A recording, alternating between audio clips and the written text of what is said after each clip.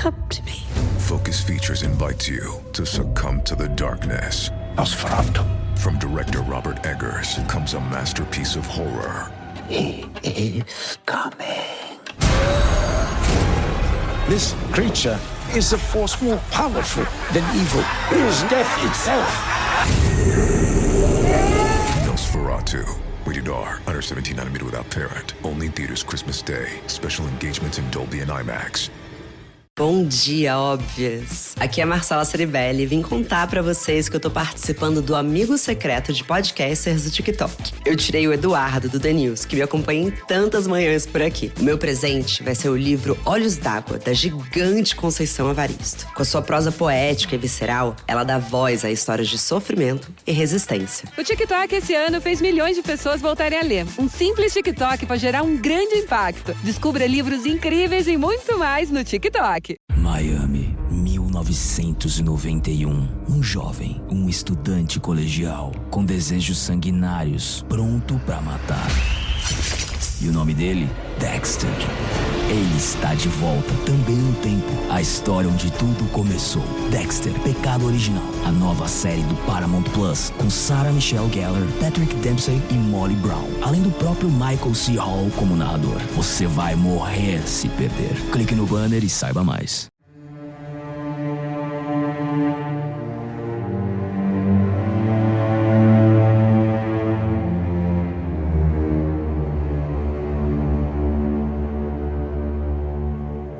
Hello, and welcome to Scare You to Sleep. I'm your host, Shelby Novak, and I'm going to read you a scary ghost story, as is the tradition for this time of year.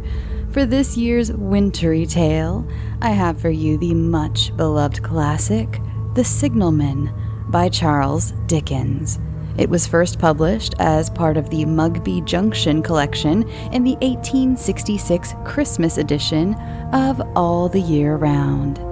So, cozy up, bake a bûche de Noël, grab a mug of something spiced and warm, and let's meet the Signalman.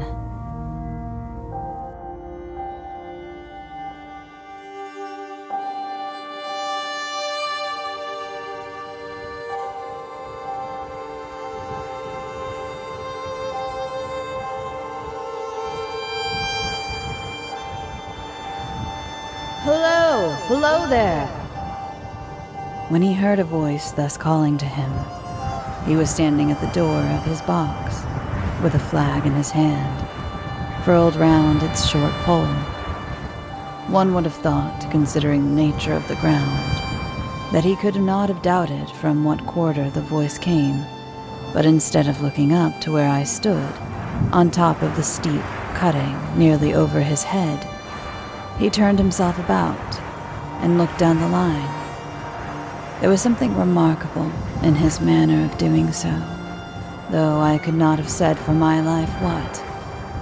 But I know it was remarkable enough to attract my notice, even though his figure was foreshortened and shadowed, down in the deep trench, and mine was high above him, so steeped in the glow of an angry sunset that I had shaded my eyes with my hand before I saw him at all.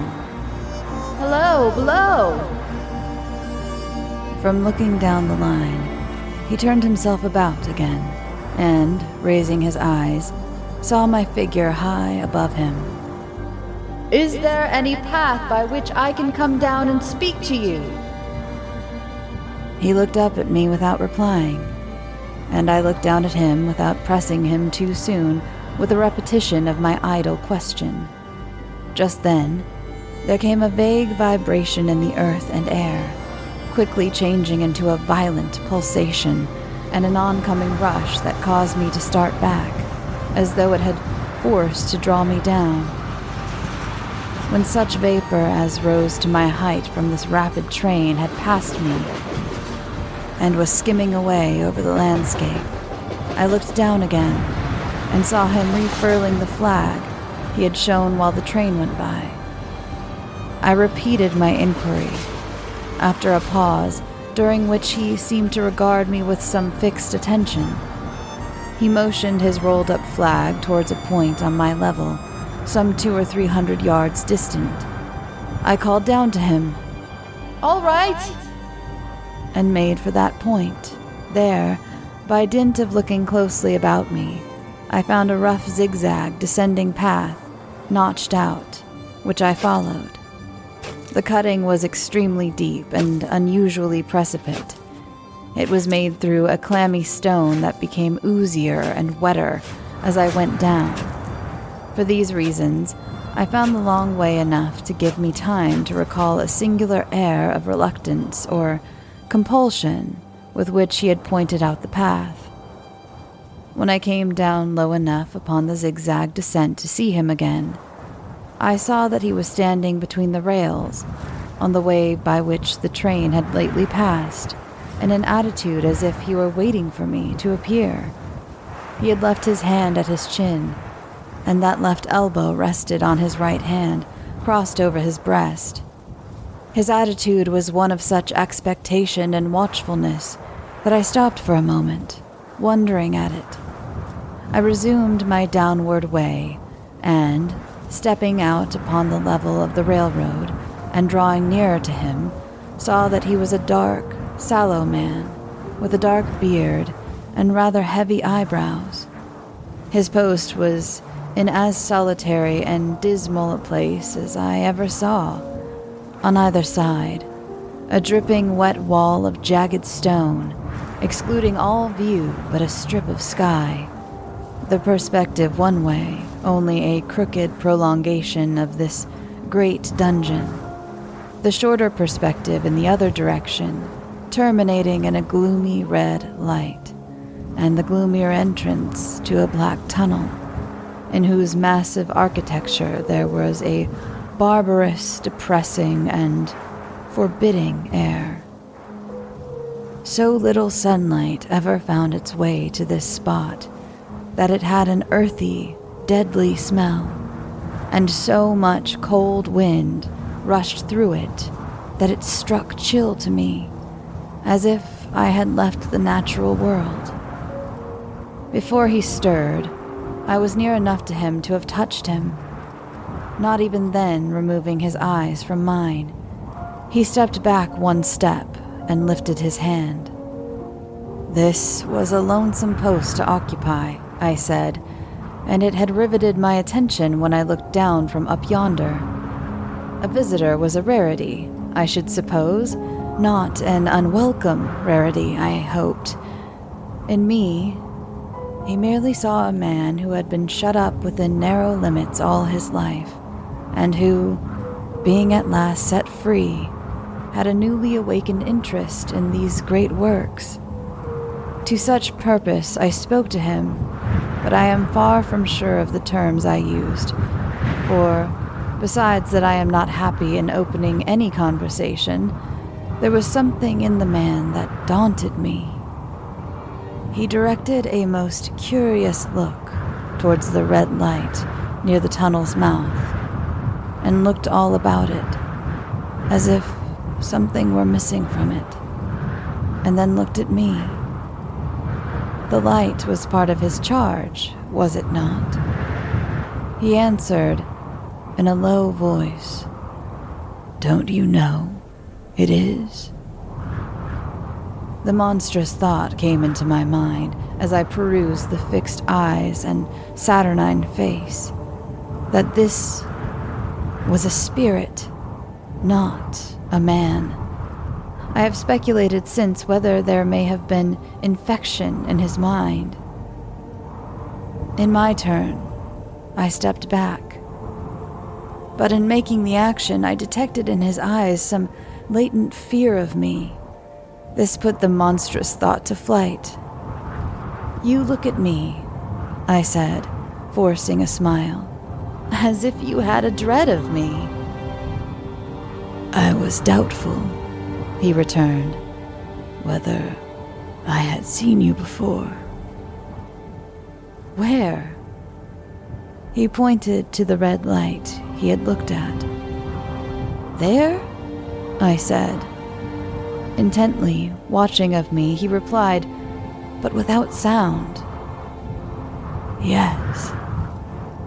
My good fellow, what should I do there? However, be that as it may, I never was there. You may swear. I think I may, he rejoined. Yes, I am sure I may. His manner cleared like my own. He replied to my remarks with readiness and in well-chosen words. Had he much to do there? Yes, that was to say he had. Enough responsibility to bear, but exactness and watchfulness were what was required of him, and of actual work, manual labor, he had next to none. To change that signal, to trim those lights, and to turn this iron handle now and then, was all he had to do under that head. Regarding those many long and lonely hours, of which I seemed to make so much, he could only say that the routine of his life had shaped itself into that form, and he had grown used to it. He had taught himself a language down there, if only to know it by sight, and to have formed his own crude ideas of its pronunciation could be called learning it. He had also worked at fractions and decimals and tried a little algebra. But he was, and had been as a boy, a poor hand at figures. Was it necessary for him, when on duty, always to remain in that channel of damp air? And could he never rise into the sunshine from between those high stone walls? Why, that depended upon times and circumstances. Under some conditions, there would be less upon the line than under others, and the same held good as to certain hours of the day and night. In bright weather, he did choose occasions for getting a little above the lower shadows, but being at all times liable to be called to his electric bell, and at such times listening for it with redoubled anxiety, the relief was less than I would suppose. He took me into his box, where there was a fire, a desk for an official book in which he had to make certain entries, a telegraphic instrument with its dial, face, and needles, and the little bell of which he had spoken. On my trusting that he would excuse the remark that he had been well educated and, I hoped I might say without offense, perhaps educated above that station, he observed that instances of slight incongruity in such wise would rarely be found wanting among large bodies of men, that he had heard it was so in workhouses, in the police force, even in that last desperate resource, the army, and that he knew it was so, more or less, in any great railway staff. He had been, when young, if I could believe it, sitting in that hut, he scarcely could, a student of natural philosophy, and had attended lectures. But he had run wild, misused his opportunities, gone down, and never risen again. He had no complaint to offer about that. He had made his bed, and he lay upon it. It was far too late to make another. All that I have here condensed, he said in a quiet manner, with his grave, dark regards dividing between me and the fire.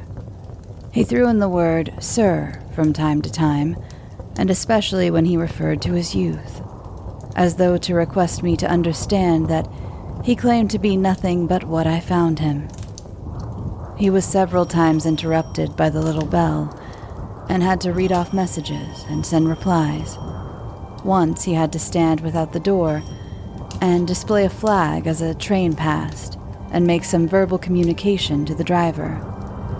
In the discharge of his duties, I observed him to be remarkably exact and vigilant, breaking off his discourse at a syllable, and remaining silent until what he had to do was done.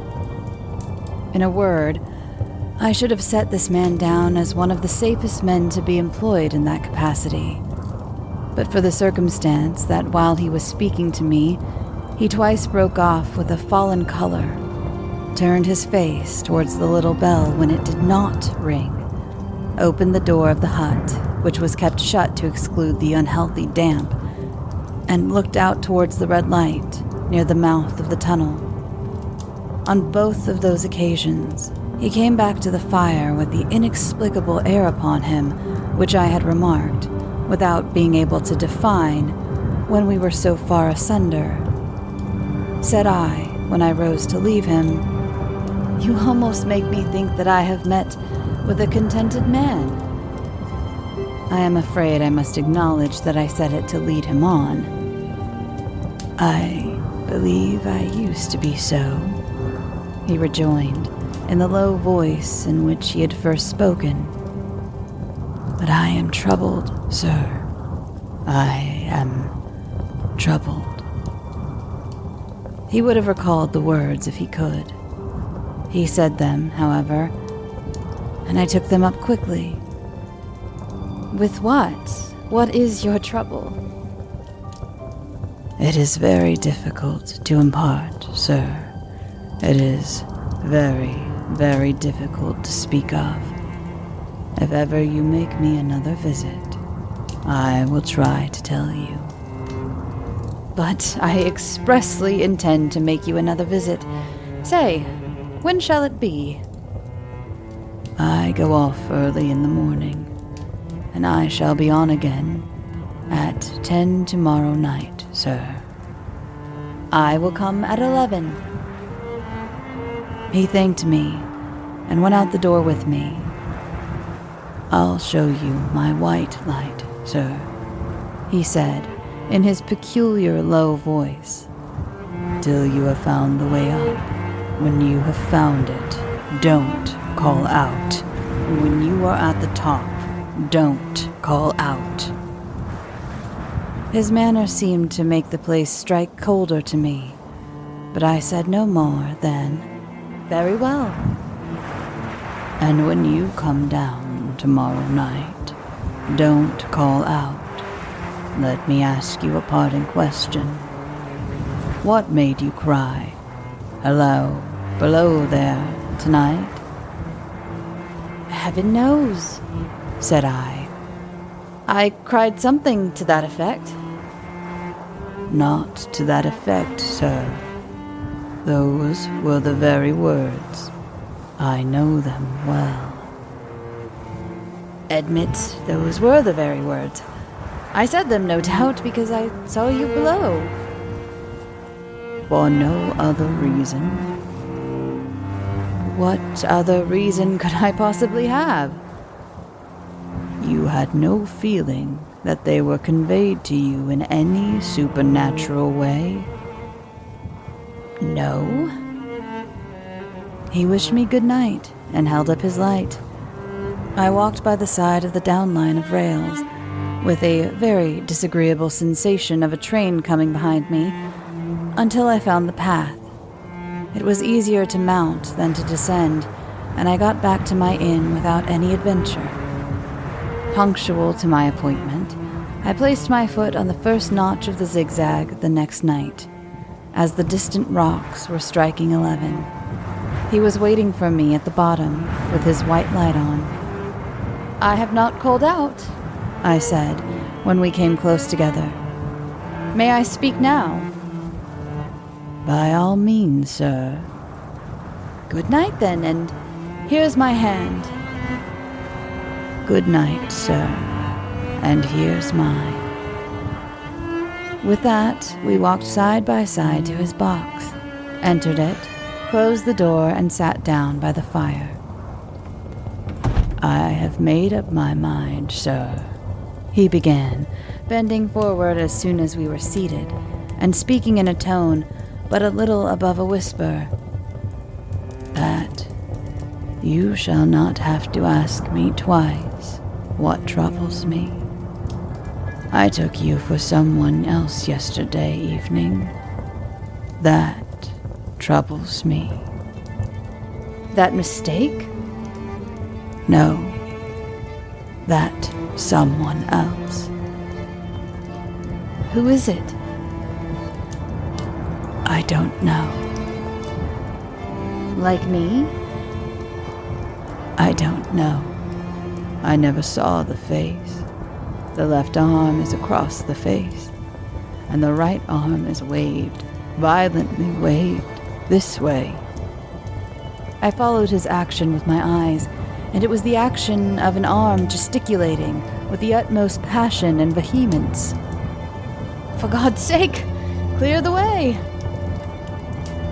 "One moonlight night," said the man, "I was sitting here when I heard a voice cry, 'Hello! Below there, look out!' I caught my lamp, turned it on red, and ran towards the figure calling, 'What's wrong? What has happened? Where?' It stood just outside the blackness of the tunnel. I advanced so close upon it that I wondered at its keeping the sleeve across its eyes. I ran right up to it and had my hand stretched out to pull the sleeve away when it was gone." "Into the tunnel?" said I. "No. I ran into the tunnel. 500 yards. I stopped and held my lamp above my head and saw the figures of the measured distance and saw the wet stains stealing down the walls and trickling through the arch. I ran out again faster than I had run in, for I had a mortal abhorrence of the place upon me, and I looked all round the red light with my own red light, and I went up the iron ladder to the gallery atop it, and I came down again and ran back here. I telegraphed both ways. An alarm has been given. Is anything wrong? The answer came back both ways. All well."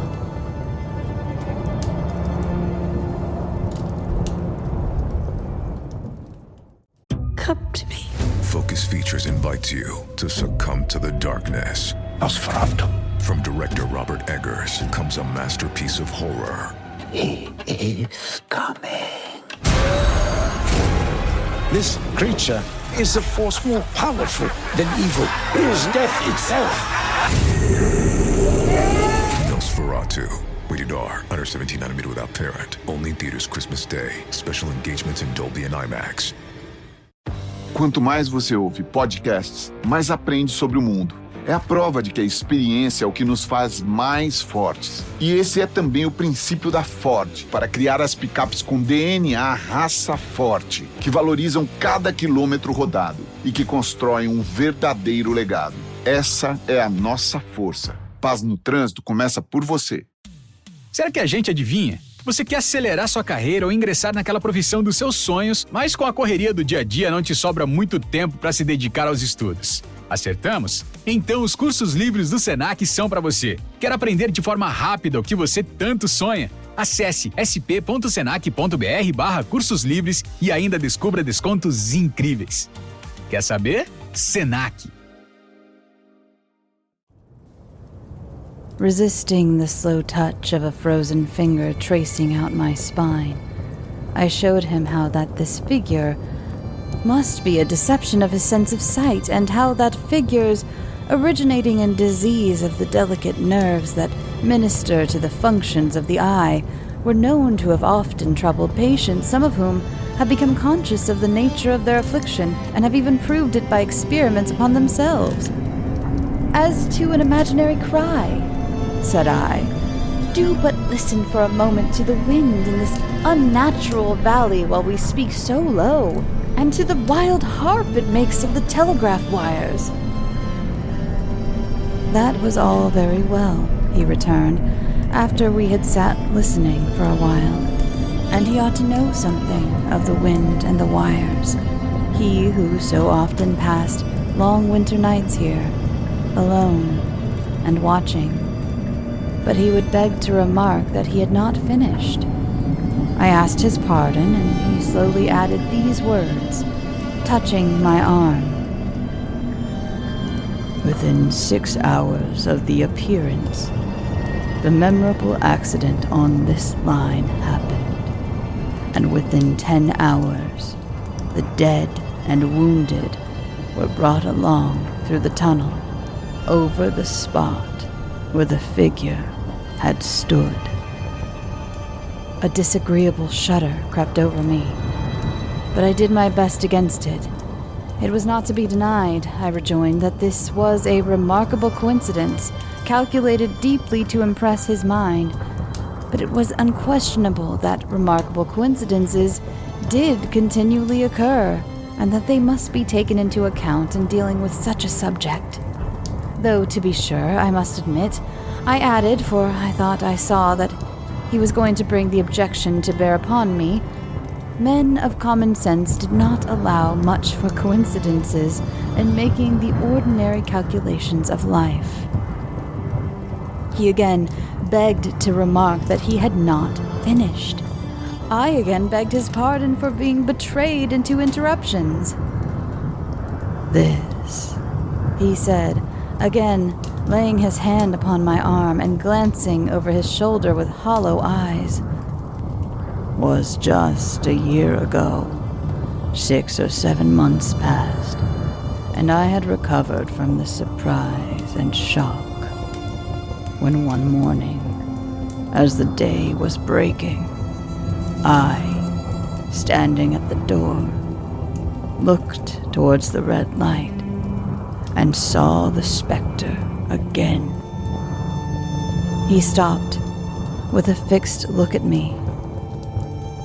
"Did it cry out?" "No, it was silent." "Did it wave its arm?"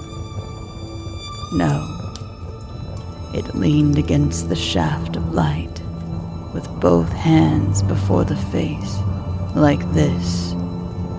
Once more I followed his action with my eyes. It was an action of mourning. I have seen such an attitude in stone figures on tombs. "Did you go up to it?"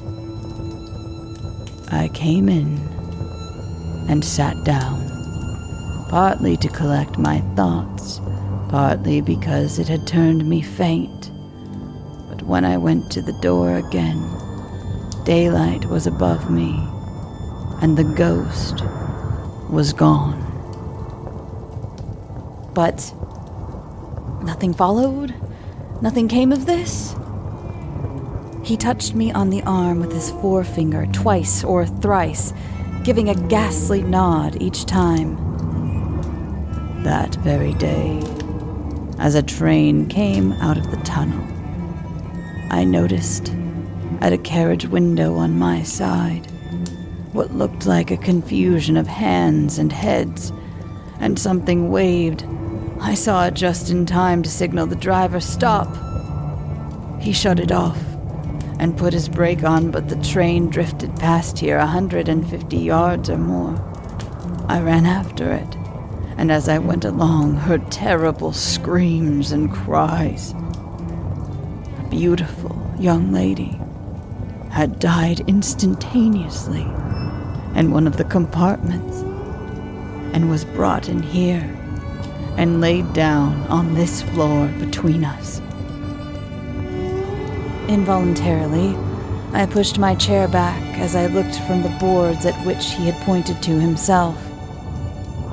"True, sir, true, precisely as it happened, so I tell it you." I could think of nothing to say, to any purpose, and my mouth was very dry. The wind and the wires took up the story with a long, lamenting wail.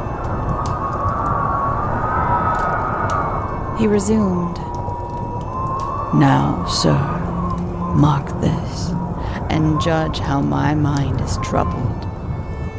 The specter came back a week ago. Ever since, it has been there now and again, by fits and starts." "At the light?" "At the danger light." "What does it seem to do?" He repeated, if possible with increased passion and vehemence, that former gesticulation of, "For God's sake, clear the way." Then he went on, have no peace or rest for it. It calls to me for many minutes together in an agonized manner. Below there, look out, look out. It stands waving to me. It rings my little bell. I caught at that. Did it ring your bell yesterday evening when I was here and you went to the door? Twice. Why, see, said I, how your imagination misleads you. My eyes were on the bell, and my ears were open to the bell, and if I am a living man, it did not ring at those times. No, nor at any other time except when it was rung in the natural course of physical things by the station communicating with you. He shook his head. I have never made a mistake as to that yet, sir. I have never confused the specter's ring with the man's. The ghost's ring is a strange vibration in the bell, that it derives from nothing else, and I have not asserted that the bell stirs to the eye. I don't wonder that you failed to hear it, but I hear it. And did the specter seem to be there when you looked out? It was there. Both times, he repeated firmly. Both times. Will you come to the door with me and look for it now? He bit his underlip as though he were somewhat unwilling, but arose. I opened the door and stood on the step while he stood in the doorway. There was the danger light. There was the dismal mouth of the tunnel. There were the high, wet stone walls of the cutting. There were the stars above them. Do you see it? I asked him, taking particular note of his face. His eyes were prominent and strained, but not very much more so, perhaps, than my own had been when I had directed them earnestly towards the same spot. No, he answered. It is not there. Agreed, said I. We went in again, shut the door, and resumed our seats. I was thinking how best to improve this advantage, if it might be called one, when he took up the conversation in such a matter-of-course way, so assuming that there could be no serious question of fact between us, that I felt myself placed in the weakest of positions. By this time you will fully understand, sir, he said, that what troubles me so dreadfully is the question, what does the specter mean? I was not sure, I told him, that I did fully understand. What is it warning against? He said, ruminating with his eyes on the fire, and only by times turning them on me. What is the danger? Where is the danger? There is danger overhanging somewhere on the line. Some dreadful calamity will happen. It is not to be doubted this third time, after what has gone before. But surely this is a cruel haunting of me. What can I do? He pulled out his handkerchief and wiped the drops from his heated forehead. If I telegraph danger on either side of me or on both, I can give no reason for it. He went on, wiping the palms of his hands. I should get into trouble and do no good. They would think I was mad. This is the way it would work. Message, danger, take care. Answer, what danger, where? Message, don't know, but for God's sake, take care. They would displace me. What else could they do? His pain of mind was most pitiable to see. It was the mental torture of a conscientious man, oppressed beyond endurance by an unintelligible responsibility involving life. When it first stood under the danger light, he went on, putting his dark hair back from his head and drawing his hands outward across his temples in an extremity of feverish distress. Why not tell me where the accident was to happen? If it must happen, why not tell me how it could be averted?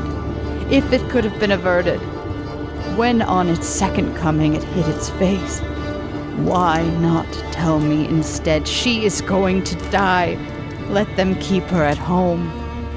If it came on those 2 occasions, only to show me that its warnings were true, and so to prepare me for the third, why not warn me plainly now? And I, Lord help me, a mere poor signalman on this solitary station, why not go to somebody with credit to be believed and power to act? When I saw him in this state, I saw that for the poor man's sake, as well as for the public safety, what I had to do for the time was to compose his mind.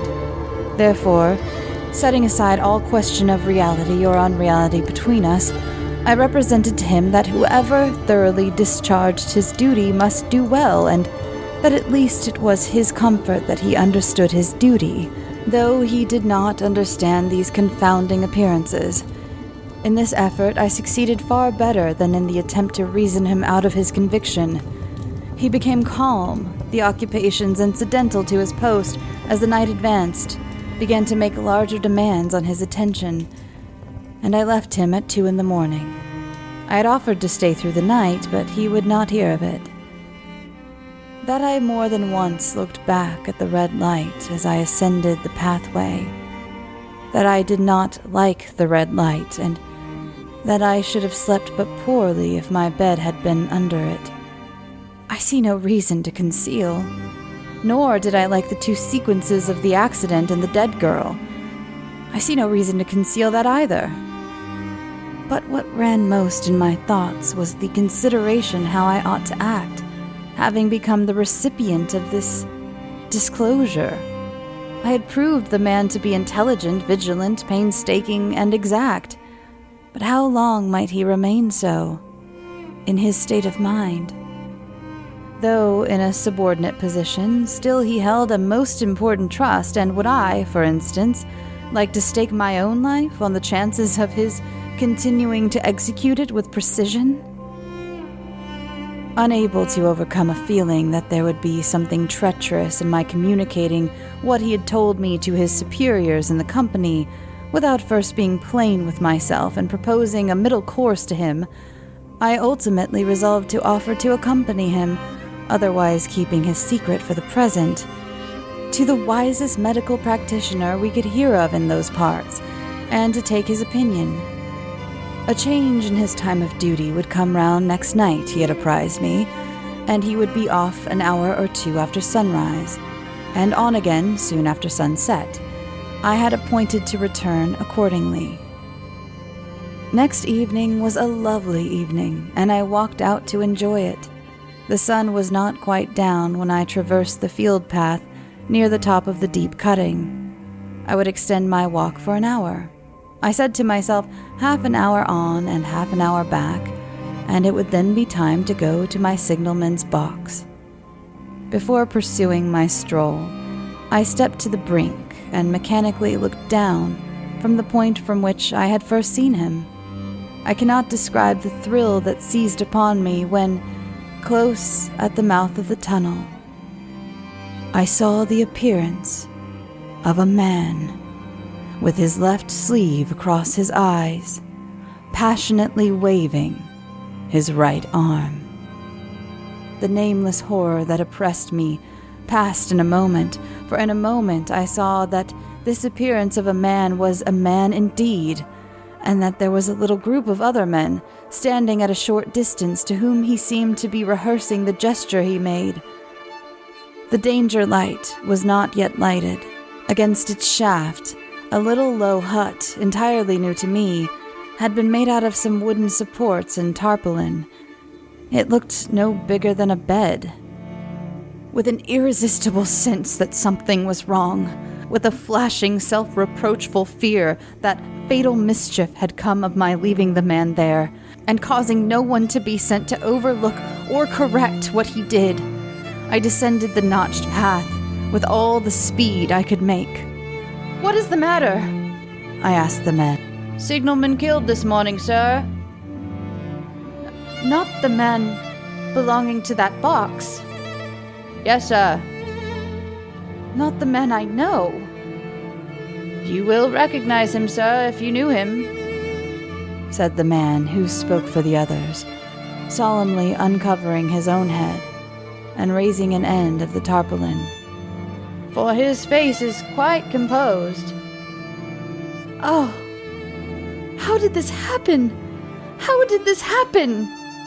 I asked, turning from one to another as the hut closed in again. "He was cut down by an engine, sir. No man in England knew his work better, but somehow he was not clear of the outer rail. It's just at broad day. He had struck the light and had the lamp in his hand. As the engine came out of the tunnel, his back was towards her, and she cut him down. That man drove her and was showing how it happened. Show the gentleman, Tom." The man, who wore a rough, dark dress, stepped back to his former place at the mouth of the tunnel. "Coming round the curve in the tunnel, sir," he said. "I saw him at the end, as if I saw him down a perspective glass. There was no time to check speed, and I knew him to be very careful, as he didn't seem to take heed of the whistle. I shut it off when we were running down upon him, and called out to him as loud as I could call." "What did you say?" "I said, 'Below there, look out, for God's sake, clear the way.'" I started. "Oh, it was a dreadful time, sir. I never left off calling to him. I put this arm before my eyes not to see, and I waved this arm to the last. But it was no use." Without prolonging the narrative, to dwell on any one of its curious circumstances more than on any other, I may, in closing it, point out the coincidence that the warning of the engine driver included not only the words which the unfortunate signalman had repeated to me as haunting him, but also the words which I myself, not he, had attached, and that only in my own mind, to the gesticulation he had imitated.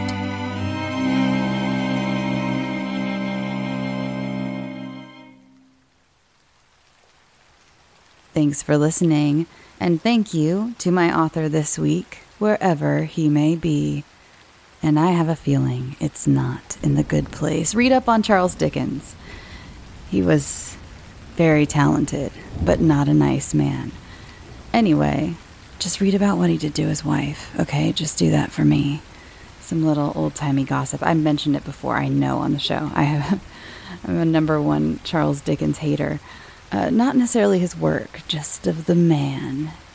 Now I'm going to be haunted by 3 ghosts, as per his other famous Christmas novel, which, by the way, maybe someday I'll do. I've been asked to do a Christmas Carol. It does have ghosts in it, and it does have a lot of existential dread and a good message. So maybe I will do that some year, maybe next year. We'll see what next year brings.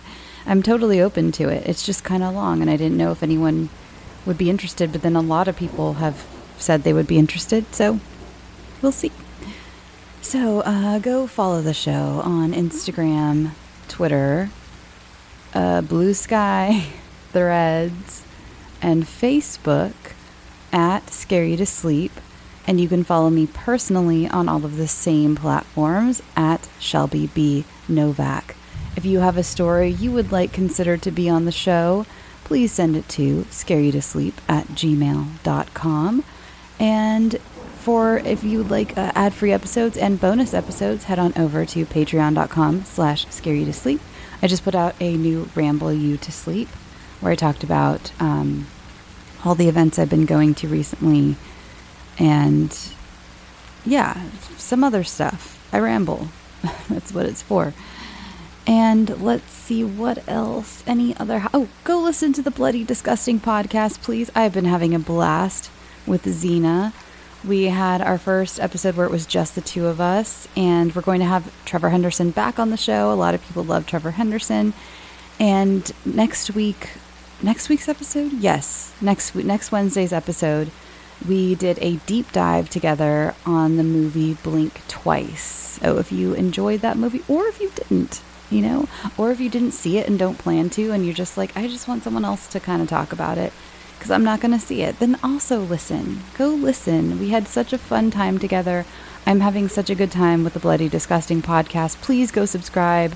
Please go listen. Go follow that on all the socials as well. Be Disgusting Pod, I think, is the @ for it on socials. Or, just type in Bloody Disgusting Podcast. It'll come up next to the normal Bloody Disgusting page or whatever.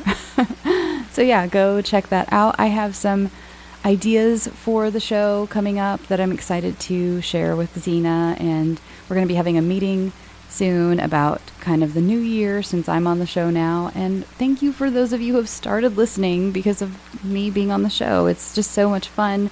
And some of you have already were listening before when the other hosts were on, and you've followed it through, and here we are, this new phase of the show. Plus, again, if you like my show, if you like my rambles, if you like anything about me, you will love Xena, because she's just fantastic. She's fabulous. She's so just a joy. She's a joy. So go follow the Bloody Disgusting podcast. And let's see, what else? This is a little bit early, but Creep IE Con, there's going to be another one in January, from January 31st to February 2nd, and I will be there, and I will be doing a lot more panels, interviewing people, and there will be a Bloody Disgusting booth, and there will be a lot of other of your favorite Bloody FM podcasters there this time, so that's very exciting. I'm so excited. I love when my friends come to visit, even if it's not just to visit me. Still, I get to enjoy their time when they're here. So please go get your tickets to Creep IE Con, and that is in the Inland Empire. It's in Ontario for any Southern Californians. Southern Californians. Yeah. Oh my God, why did that feel weird coming out of my mouth? I don't know. Or not. Or maybe you're looking to have a little weekend getaway and go to Ontario. The convention center is pretty close to the airport. There's a hotel.